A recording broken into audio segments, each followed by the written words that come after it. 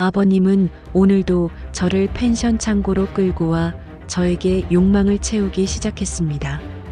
아버님의 거대한 그것이 들어와 저의 숨소리를 가쁘게 만들었습니다. 제발. 하지만 더욱 세고 강하게 아버님의 그것이 저를 억누르고 있었습니다. 2024년 20살이 된 아키라는 도쿄의 한 작은 서점에서 한국인 남성 김도윤을 만났다. 비가 내리던 어느 오후 아키라는 책을 고르다 삐끗하며 쌓여있던 책 더미를 와르르 무너뜨렸다. 당황한 그녀에게 조용히 다가와 함께 책을 정리해준 이가 바로 도윤이었다. 단정한 차림에 선하게 웃는 그의 눈빛은 붐비는 도쿄의 활기 속에서도 왠지 모르게 평온한 인상을 주었다. 그날의 우연한 만남은 며칠간의 인연으로 이어졌고 도윤은 그녀에게 한국의 삶을 들려주기 시작했다. 그는 서울의 번잡함과는 거리가 먼 한적한 바닷가 마을에서 작은 펜션을 운영하고 있다고 했다.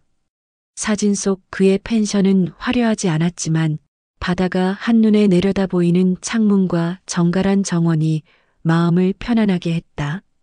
도윤은 특히 홀로 계신 아버지를 모시고 산다며 아버지와 함께 새벽 낚시를 즐기는 사진을 보여주었다. 그의 말 한마디 한마디에는 가족을 향한 깊은 애정과 고향에 대한 자부심이 묻어났다.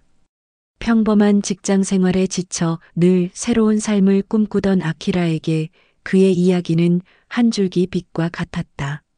아키라의 부모님은 처음에는 20년이라는 나이 차이와 낯선 타국으로의 시집을 염려하셨다. 하지만 며칠 뒤 도윤이 직접 그의 아버지를 모시고 일본을 찾아왔다. 과묵하지만 따뜻한 인품의 아버지는 아키라의 가족에게 진심을 보였고 도윤 역시 차분하고 진솔한 태도로 신뢰를 쌓았다. 그의 진심을 확인한 아키라는 마침내 결혼을 결심했다.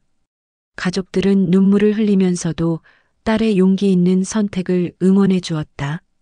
그렇게 아키라는 모든 것을 뒤로하고 한국의 낯선 땅, 경상북도 포항으로 향하는 비행기에 몸을 실었다. 창밖으로 멀어지는 도쿄의 야경을 보며 그녀는 새로운 삶에 대한 기대와 작은 불안감을 동시에 느꼈다. 챕터 2. 어긋나기 시작한 평화. 포항에 도착한 아키라는 꿈만 같은 현실을 마주했다. 도윤의 말대로 펜션은 그림처럼 아름다웠고 바다 내음 가득한 공기는 그녀의 마음을 설레게 했다. 시아버지 역시 처음 만났을 때처럼 인자하고 다정했다. 그는 매일 아침 바닷가에서 갓 잡은 싱싱한 생선으로 아침 식탁을 차려주었고 아키라는 서툰 한국말로 감사를 표하며 진심으로 행복해했다. 결혼 후 몇 달은 꿈만 같았다. 도윤은 아키라가 한국 생활에 적응할 수 있도록 세심하게 배려했고 주말마다 차를 몰고 포항의 명소들을 함께 구경했다. 그녀는 자신이 가난했던 일본에서의 삶을 보상받는 기분이었다.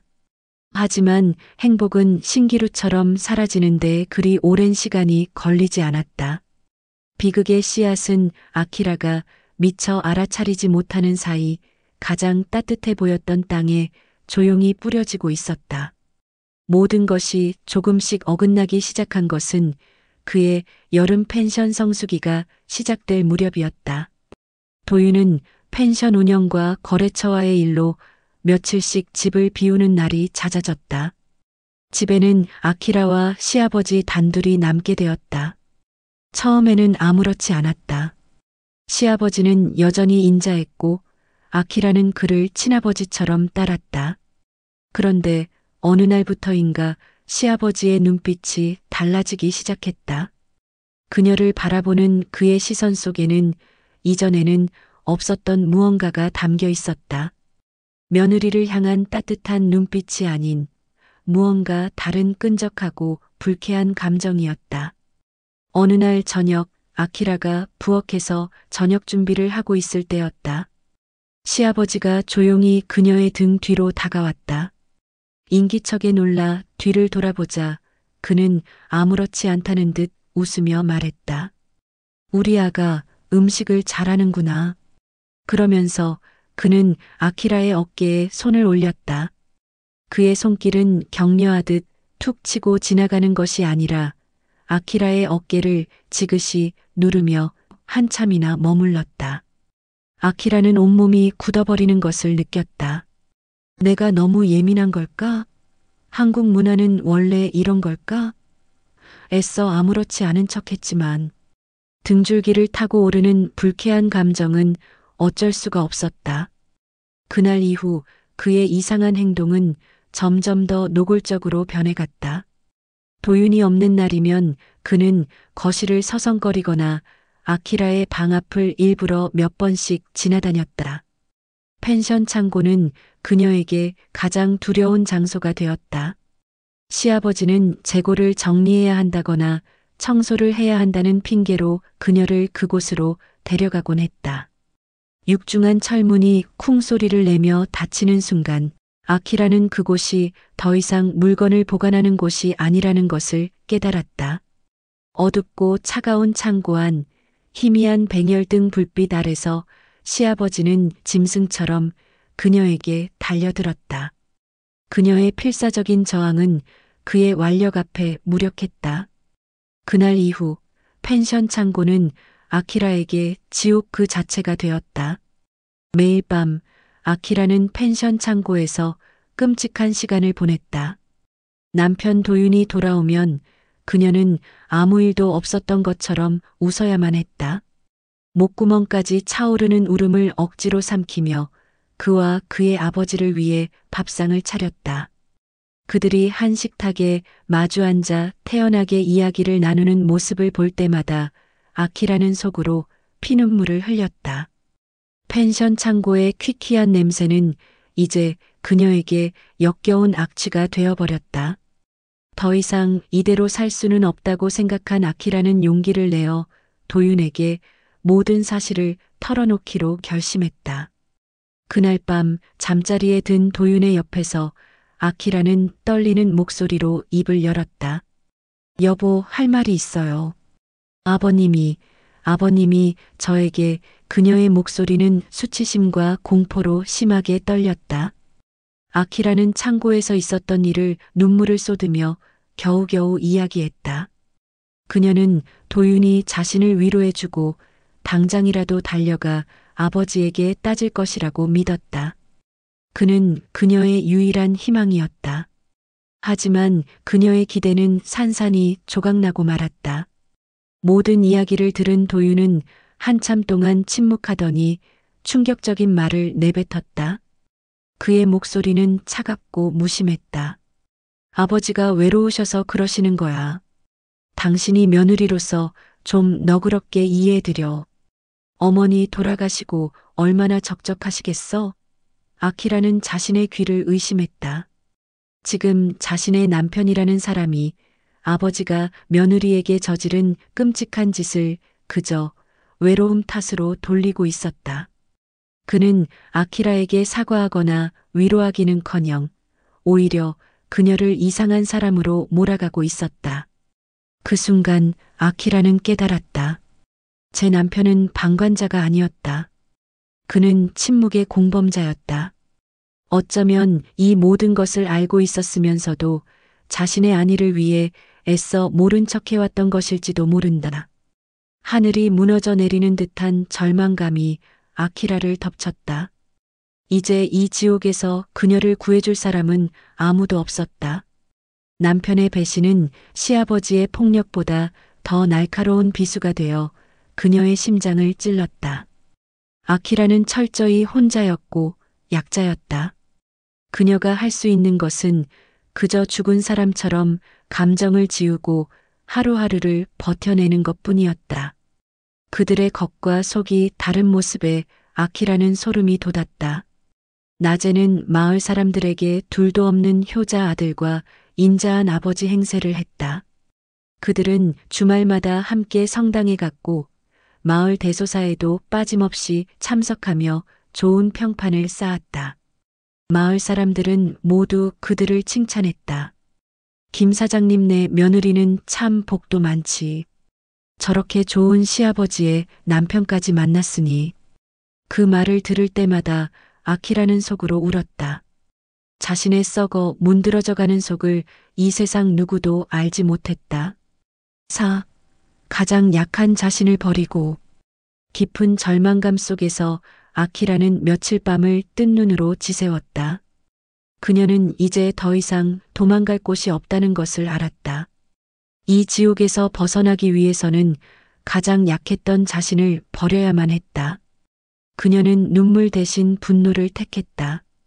그녀는 시아버지와 도윤에게 복수하기로 결심했다.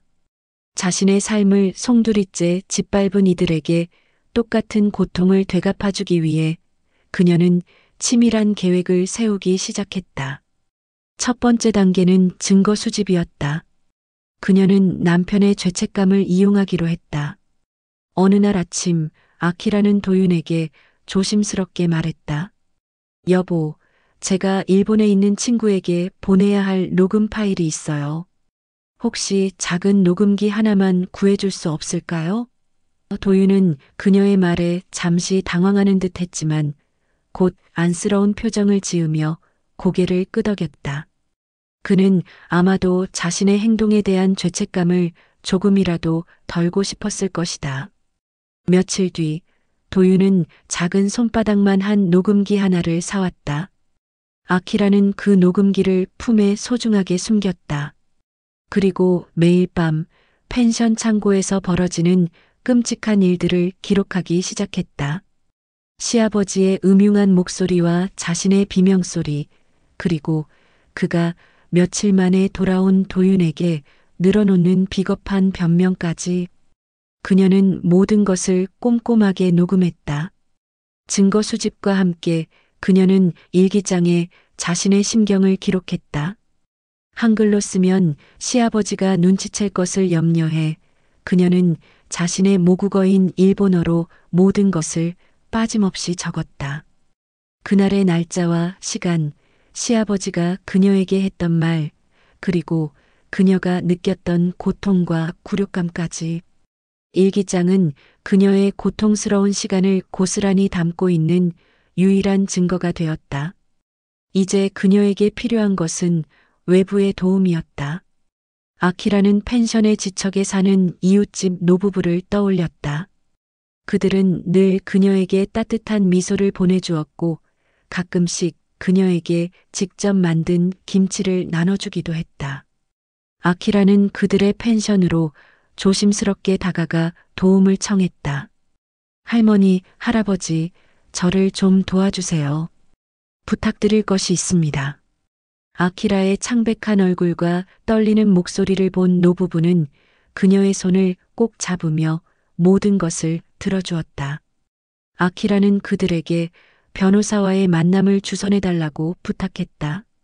노부부는 도윤과 시아버지가 모두 펜션을 비운 틈을 타 변호사를 펜션으로 초대하는 대담한 계획을 세웠다. 그리고 계획 당일 아키라는 변호사에게 그동안 녹음한 파일과 일기장을 모두 넘겨주었다. 변호사는 그녀의 이야기를 듣고 녹음 파일을 확인한 후 법적으로 충분한 증거입니다. 걱정 마십시오. 라고 말해주었다. 그 말에 아키라는 마침내 안도의 눈물을 흘렸다. 이제 모든 준비는 끝났다. 며칠 뒤 아키라는 모두가 잠든 새벽 조용히 펜션을 빠져나와 바다를 향해 달렸다. 그녀의 손에는 낡은 여행 가방 하나만이 들려 있었고 그 안에는 그녀의 지난 삶이 담겨 있었다. 자유를 향한 발걸음. 아키라는 새벽 공기를 마시며 맨발로 해변을 달렸다. 차가운 모래알이 발가락 사이를 스치는 감각이 그녀를 현실로 돌려놓았다. 변호사의 도움으로 비밀스러운 쉼터에 도착했을 때 그녀는 비로소 숨을 쉴 수 있었다. 며칠간의 은신 생활은 고통스러웠지만 그곳에서 그녀는 자신과 같은 아픔을 가진 이들을 만났다. 그들과의 대화는 끔찍했던 기억을 조금씩 희미하게 만들었다. 드디어 법원 출두일. 법정에서 마주한 시아버지와 도윤의 얼굴은 수척하고 초라했다. 그들의 눈에는 더 이상 오만함이나 뻔뻔함이 없었다. 그녀가 제출한 녹음 파일과 일기장이 증거로 채택되었을 때 법정은 쥐죽은 듯 조용해졌다. 판사의 엄숙한 목소리가 울려 퍼졌다. 피고인 김도윤의 아버지에게 무기징역을, 공범자 김도윤에게는 징역형을 선고한다. 그 순간 아키라는 눈을 감았다. 복수의 달콤함 대신 기나긴 싸움 끝에 찾아온 허무함과 평온함이 밀려왔다. 법적 절차가 마무리되고 그녀는 위자료와 함께 펜션의 소유권 일부를 양도받았다. 많은 이들이 일본으로 돌아가라고 권했지만 그녀는 단호하게 거절했다. 펜션은 그녀의 삶을 짓밟은 지옥이었지만 동시에 그녀가 새롭게 일어설 수 있는 유일한 장소였다. 펜션의 간판을 아키란의 펜션으로 바꾸며 그녀는 과거와의 단절을 선언했다. 3년의 세월이 흘렀다. 아키란의 펜션은 입소문을 타 성공적으로 운영되고 있었다. 그녀는 이곳을 단순한 숙박시설이 아닌 자신과 비슷한 아픔을 겪는 이주 여성들에게 새로운 삶의 터전을 제공하는 공간으로 만들었다. 그녀가 고용한 여성들은 베트남, 필리핀, 중국 등 다양한 나라에서 온 이들이었다. 그들은 서로의 언어와 문화를 배우며 고통을 나누고 위로했다. 펜션 곳곳에는 그들이 직접 만든 소품들과 각자의 고향을 담은 그림들이 걸려 있었다. 아키라는 더 이상 누군가의 아내나 며느리가 아니었다. 그녀는 이제 자신의 삶을 온전히 책임지는 아키라였다. 그녀의 부모님은 펜션에 와서 딸의 당당하고 행복한 모습을 보며 눈물을 흘렸다. 그녀의 인생은 이제 장밋빛 꿈이 아닌 그녀 스스로의 힘으로 일궈낸 단단한 현실이 되었다.